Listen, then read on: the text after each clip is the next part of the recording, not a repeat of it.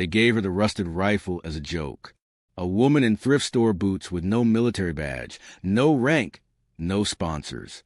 The instructors laughed before she even touched the trigger. But when she took her stance and landed the shot, dead center at 800 yards, everything stopped. The crowd froze. And someone whispered, "That's not luck. That's training." The morning air at Blackstone Valley Tactical Camp was dry and sharp, slicing through the nerves of rookies and seasoned shooters alike. A banner flapped overhead. Annual Long-Distance Marksmanship Challenge, sponsored by SureShot Optics. Dozens of competitors gathered, most with heavy-duty gear cases, branded uniforms, and polished confidence. In the middle of all this, she stepped down from the shuttle bus holding nothing but a battered rifle bag and a folded paper letter. Her jeans were dusty, her flannel shirt creased. No one even looked up. The man at the check-in table, clipboard in hand and sunglasses perched arrogantly on his head, gave her a quick glance and returned to chatting with a young influencer who was live streaming. "Ma'am, spectators register at the white tent," he muttered without turning. "I'm here to compete," she said softly, holding out the letter. He paused, sighed, and finally looked at her. His expression twisted. "This letter looks unofficial." "It's from Commander Rourke," she replied. That name made him blink. Commander Rourke wasn't just anyone. He was a retired sniper legend and now sat on the board of the camp. The check-in man cleared his throat. "Just a minute." He called someone on the radio, spoke in hushed tones, then returned with a forced smile. "All right, Ms. Wells, Mara Wells. You've been added to the roster. You'll be in the open division. Range D. You'll be using whatever's in the communal rack. Good luck." He didn't mean it. At Range D, half a dozen shooters lined up with precision-tuned rifles on bipods.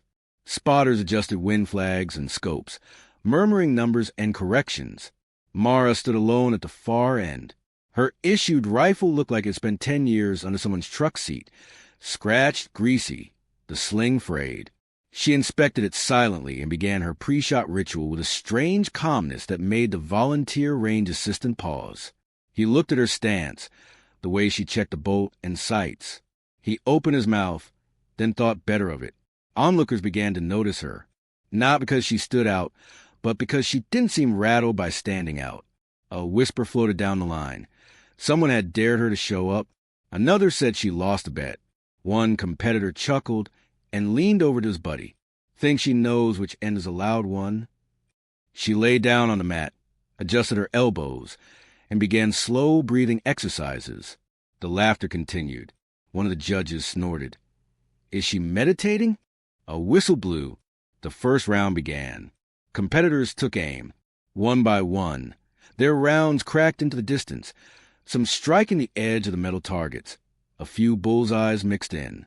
Then came her turn. She didn't rush. She didn't hesitate either. The wind picked up slightly, and without a spotter, she licked her thumb, held it out, and calculated a correction in her head. She adjusted the scope, exhaled. The shot rang out like a needle through silence. A second passed. Then the target camera zoomed in on her board. A perfect shot, dead center. Not near. Not close. Perfect. Everyone stopped. A few turned to confirm the screen. Someone dropped a pen. The tech running the tablet replayed the slow-motion footage. "Is that 800 yards?" the assistant whispered. "No wind flags. No bipod. That's a freehand-supported prone." The judge who had mocked her earlier stood up slowly. "That's not normal." One of the elite shooters, Clay Morrison, a sponsored former Marine with 3 national placements, stood with his arms crossed, chewing gum. His smirk faltered. "Lucky shot," he said too loudly. Mara didn't respond. She sat back, reloaded calmly, and awaited instructions. But her hand briefly touched a small silver pendant around her neck, a smooth disc engraved with initials barely visible in the sun. Someone watching saw the gesture and mistook it for nerves. It wasn't. Across the field, a tall woman in military fatigues stepped out of a black SUV and watched the screen replay Mara's shot again. She narrowed her eyes. "No one outside Special Ops hits like that on their first round," she murmured. "Not unless someone taught her." And someone had. But that name hadn't been spoken aloud in years. Not since he vanished during an operation with no official report. Not since the funeral without a body. And certainly not since the legacy he left behind had quietly faded until now. Back at the bench, Mara's fingers traced over the grip of the rifle. It wasn't the one she had trained with, not even close. But the rhythm, the weight, the breathing, those were hers. They'd been practiced under stars, in silence, for years. Her brother had said, "When the day comes, you won't need luck. You'll be ready." And today, she was... The next shooter missed by 4 inches. No one laughed anymore. The whispers didn't fade after the first shot. They grew louder, one by one. Heads turned as words spread across the range. Some leaned in to see her setup, expecting to find some trick, some device, some hidden tech. But there was nothing, just a rusted rifle, a woman in dusty boots, and a stillness about her that didn't match the nerves around her. When the round 2 signal was called, the air was electric with expectation. Mara adjusted her position without fanfare. Her movements were efficient but unhurried, like muscle memory was doing the work her brain didn't need to. She closed her eyes for a second and let the world fall quiet. And then she fired. Another clean hit, not dead center, but close, still tighter than anyone else that round. The crowd around the range began to swell. People who hadn't been watching range these suddenly wandered over, murmuring about the woman with no team. Clay Morrison, now pacing, gave a mock shrug. So she's good. Doesn't mean anything without consistency. Let's see how she handles a real weapon. He was half right. Inside the control tent, Major Della Royce watched the monitor with growing suspicion. She had trained elite shooters for 15 years. She knew what rookie luck looked like. This wasn't that. She pulled up Mara Wells' name on the digital roster, but the background info field was nearly blank. No military service, no academy record, no tournament history. Just a note that said, "Invited by Commander Rourke, direct approval." That made Royce sit up straighter. She picked up her radio. "Rourke, did you vet this woman?" His reply came seconds later, calm and low. "Better than anyone here. Just watch." Out on the field, Mara sat cross-legged, her rifle resting on her lap as Tex prepped the next stage. She ignored the stares, the whispers. Her focus wasn't on them. It was on the skyline, the wind, the terrain. She studied it like a map she'd read 100 times. As she repositioned for the 600-yard round, her fingers brushed over the edge of her pendant again. That simple disc had traveled through deserts, mountains, and snowfields. Her brother had worn it under his uniform in Kandahar. And when his gear was returned to her, the pendant came with one note. "She's better than me. Get her ready." She hadn't wanted to be. After he died, she stopped shooting. For almost 2 years, she packed the gear away, worked as a mechanic in a quiet county shop, ate alone, spoke less. Grief made her invisible. And in a way, she liked that. But then the call came. It was Commander Rourke himself. "He trained you, didn't he?" he asked. "I haven't touched a rifle since he died," she said. "Then maybe it's time," Rourke told her. "You owe him that much." So she trained again, alone at first, then later in unofficial drills across abandoned hills and forgotten ranges. Always silent, always with purpose, not to prove anything, but because she had once made a promise to her brother that she would show the world what patience and precision looked like. Now the world was watching. By the time she stepped up to the 3rd round, a wind-affected 700-yard shot, most of the audience was quiet. No more laughter, no more murmurs. Even the range officer adjusted his tone when announcing her name. "Mara Wells, lane 5. You're up." She nodded once and got into position. This time, a sudden gust threw off a few shooters. Targets came back, smeared to the left. Clay Morrison shook his head as he missed the center again. Mara exhaled slowly, adjusted her scope to account for the wind, waited a beat longer than usual, and then took her shot. Ping! Right edge of the bullseye. A few competitors turned away in frustration. One mumbled, "She's sandbagging us." Another muttered, "Maybe she's ex-agency." A third just stood there, stunned. But Mara didn't celebrate, didn't gloat. She simply stood, cleared her chamber, and walked to the bench. That restraint, quiet, controlled, unshaken, rattled people more than arrogance ever could. At that moment, one of the judges, an old vet with silver hair and sun-worn skin, stepped closer to Major Royce. "You see her shoulders?" he said. "She shoots like someone who's carried more than rifles. That's posture from grief. From discipline. Someone trained her well." Royce nodded slowly. "That's what I'm afraid of." By lunch, Mara had placed in the top 3 in accuracy across all rounds so far. Her name started trending in the range's internal chat app. Phones came out. A blurry photo of her first shot had made it to a gun enthusiast subreddit with the caption, "Who is Mara Wells?" Still, some refused to believe it. Clay Morrison approached her near the water tent, smirking. "Nice shooting, sweetheart. But flukes don't last forever." She looked at him. Calm, clear. "I don't need forever," she said. "Just one shot that counts." That answer hit him harder than a round ever could. He backed off with a forced laugh, but his ego had already cracked. Inside the observation tent, Rourke smiled.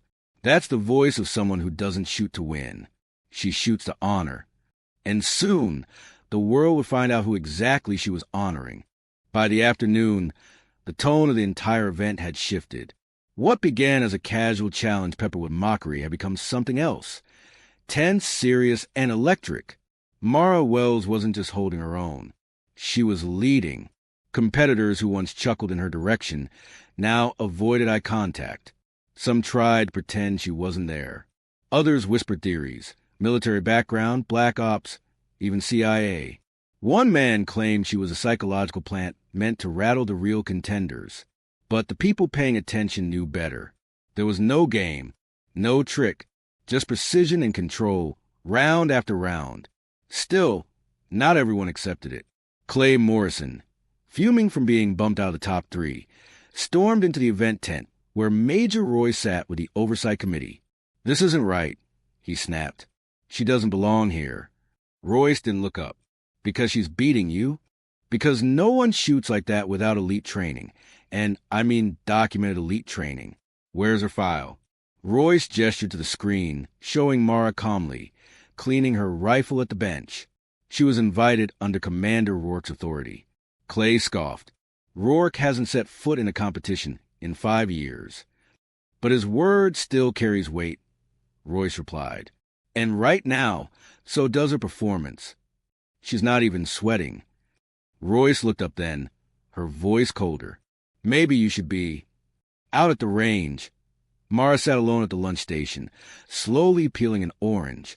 It was something her brother used to do before every match. He said the smell helped keep his mind sharp.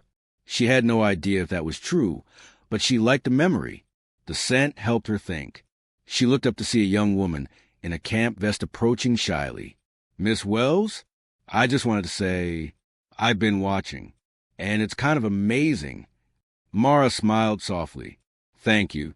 The girl hesitated. "Are you former military?" "No," Mara said, then added, "but someone I loved was." She didn't need to say more. Before the next stage began, Mara returned to her assigned station. A new target configuration had been added. 5 targets of various sizes at varying distances. Only 1 round per target. No spotters. No second chances. Behind her, whispers buzzed again. Not mocking this time, nervous, anticipatory. The announcer's voice cracked over the speaker. "Each competitor will have 1 attempt at all 5 targets. This challenge simulates real-world sniper adaptability." Clay loaded his rifle with flare, calling attention to himself. Time to separate the train from the tourists. Mara didn't respond. She lay down, eyes scanning the terrain, the angles. She tilted her head slightly, wind calculating by instinct. When her turn came, she fired 5 times. Steady, even controlled. The camera zoomed in. For bullseyes, 1 shot landed just outside the center on the farthest target. Still better than anyone else so far. The crowd erupted, not loud, but with gasps and murmurs of awe. Even the commentators watching the live feed sounded stunned. One whispered, "That far target? No one's hit it clean today. She just missed by an inch." Clay's turn came next. He struck 3 targets, missed a 4th, clipped a 5th. His face was rigid with frustration. His fans tried to cheer, but the energy was different now. More tense, less certain. And then came the announcement. Top scorers moving into tomorrow's precision finals. Mara Wells, Julian Kwan, and Clay Morrison. Clay's eyes went wide. She beat me into first? Yes. Royce confirmed over the loudspeaker. By .7, which means she sets the pace tomorrow. Back in the observation tent, Rourke arrived just as this was announced. He watched the live feed with a calm face and arms crossed. "Told you," he said to no one in particular. Major Royce turned to him. "She's not just good, she's surgical." "She's better than I ever was," Rourke said plainly. "Her brother taught her well. All I did was get out of the way." Royce leaned forward. "Are you to tell her we know?" "She already knows we're watching, but she doesn't need recognition. What she needs is to finish this for herself." That night, as the camp shut down and lights dimmed across the field, Mara sat on the cot in her tent flipping through a weathered notebook. Pages were filled with calculations, wind maps, corrections, her brother's notes from years of training. On one page, written in sharp pencil, it said, "If the day ever comes when they laugh at you, remember this: precision beats noise. Always." She smiled faintly, then set the notebook aside and lay back, arms folded across her chest, eyes closed. She wasn't thinking about trophies or headlines. She was thinking about sunrise, about the last shot she had to take, and how she'd make it count. Not for applause, but for the one person who taught her that even quiet people can leave echoes that last forever. The final morning arrived with a chill in the air that didn't come from the weather. It was in the looks exchanged between competitors, in the uneasy silence among officials, and in the press cameras now parked along the edge of the range. The event had grown beyond sport. It was now a spectacle, and at the center of it stood Mara Wells, in the same dusty jeans, same worn boots, same quiet expression. The precision finals were designed to test more than skill. Each shooter would face 3 stations: one long-range wind-compensated shot, one time 5-target relay, and one final wild-card shot with an unfamiliar weapon chosen at random. Mara drew the second shooting order, right after Clay Morrison. His name was now said with less certainty, less admiration. The favorite had been shaken, and the one they laughed at had become the one to beat. As Clay stepped into his first position, he put on a show, checking the wind, flexing his hands, glancing at the crowd. He fired with controlled aggression, hitting solid marks across the board. Applause followed, polite but not passionate. The crowd was waiting for someone else. When Mara stepped into her lane, she didn't look at the audience. She didn't adjust her posture for the cameras. She placed her brother's notebook beside her, opened the page with his final note. Calm hands, clear breath, know your shot before you take it. The first shot required adjusting for sidewind and elevation shift. Mara made no visible calculations, but her delay was longer than usual. Clay watched smugly from the sideline. Then she fired and hit dead center. The second round was a timed drill. 5 targets in 12 seconds. Most missed one or rushed their cadence. Mara breathed once, rolled her shoulder, and squeezed off 5 rounds with metronomic rhythm. 5 targets down. No misses. 11.2 seconds. A roar rose from the crowd. Real resonant. Not for shock. Not for drama. For skill. For grace. For the quiet power they were watching unfold in front of them. And then came the wild card round. The weapon drawn was an old Dragunov, an unreliable Soviet-era sniper rifle with a heavy pull and poor optics. Even seasoned shooters groaned. Clay smirked. Good luck with that antique. Mara approached the bench, running her hand along the rifle with the familiarity of someone who'd seen worse. Her brother had trained her on all kinds of weapons, especially old ones, scavenged ones, the ones that didn't forgive mistakes. She adjusted the iron sight manually, squinted at the distant silhouette target, then closed her eyes. When she opened them again, everything went still. She fired. The shot cracked through the cold air, and the crowd held its breath as the target camera zoomed in. Dead center. Cleanest hit of the entire event. Clay stared blankly. Judges exchanged glances. The final scores lit up on the board. Mara Wells, first place. The moment paused. Then applause broke out, loud and rising. Rebecca Roy stepped to the microphone, her voice firm. By unanimous judgment, and with the highest total score in camp history, Mara Wells is this year's long-distance marksmanship champion. People rushed to her, media, competitors, even former doubters, but Mara didn't lift her hand in victory. She looked down at her brother's notebook, then quietly closed it and tucked it back into her bag. Clay approached, bitter and stiff. He forced a handshake, then muttered, "You know they're going to ask who trained you." Mara met his eyes calmly. "Does it matter? I showed up. I shot. You all saw." From behind the crowd, Commander Rourke walked forward. "For what it's worth," he said to Mara, "he would have been proud. Your brother." That was when Clay froze. "You mean," he began. Rourke nodded. "Yeah, that Miller, the ghost." The name hit like a drop rifle. Everyone in the military community knew it. Nathan Miller, SEAL sniper, unmatched record, lost in operation no one talked about. Now, his sister had carried that legacy with a shot that shattered doubt and rewrote the story they all thought they knew. Later that evening, Mara stood alone at the now-empty range. The light was golden. Her pendant lay warm against her chest. A young girl approached, one of the volunteers from earlier. "Miss Wells, can I ask, will you be coming back next year?" Mara smiled. "Maybe, but next time I'll be behind the line. To compete, to teach." The girl beamed. "You'd be amazing." Mara looked out at the far targets, her voice soft. "I'm not here to be amazing. I'm here to keep a promise." The camera would cut there for the ending, but the real story would continue, not in records, but in every quiet person who watched and realized they didn't need to be loud to be strong. That precision, patience, and purpose can outshoot arrogance. That sometimes the one they underestimate is the one who never misses.